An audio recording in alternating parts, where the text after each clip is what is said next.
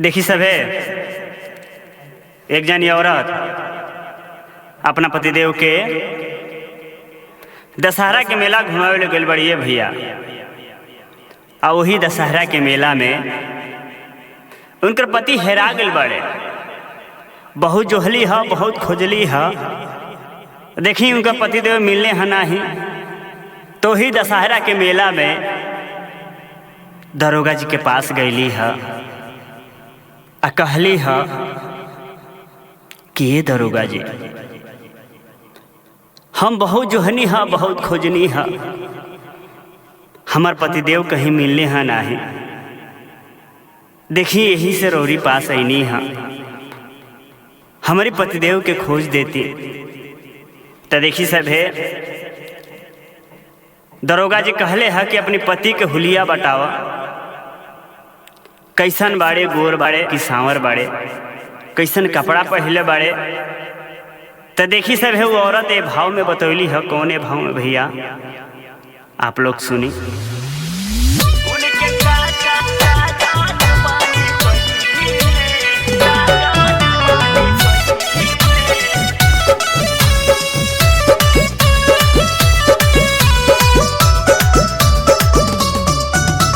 मेला में सैया भुलैले, गलती हमी से भइले। मेला में सैया भुलैले, गलती हमी से भइले। बाकी दरोगा जी उनके काज बनी कइले। बाकी दरोगा जी उनके काज बनी कइले।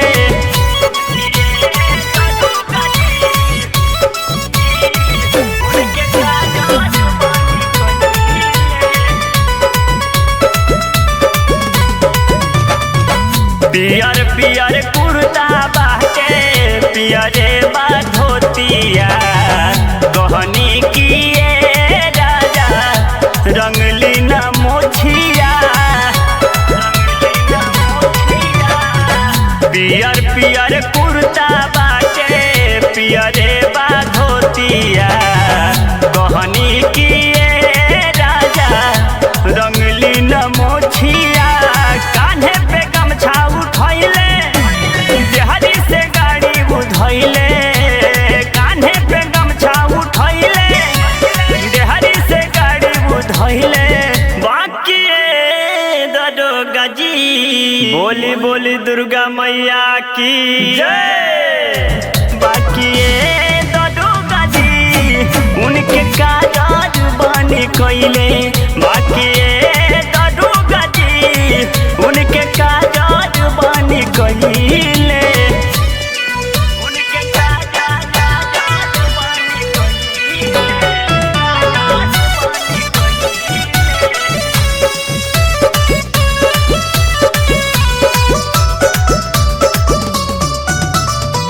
सैया मोज कहना कि साथ ही तू रही है, बहिया छोड़ा के धनिया कही जनी जई है। कहना बल जोगी राजा संग ही तू रही है, बहिया छोड़ा के धनिया कही जनी जई है। गईनी हजार जमीन खाए वही को मनवा लो भइले। गईनी हजार जमीन खाए वही को मनवा लो भइले। बाकी दरोगा जी बोली बोली थावे वाली मैया की जय। बाकी दरोगा जी उनके काज बनी कइले। बाकी दरोगा जी उनके काज बनी कइले।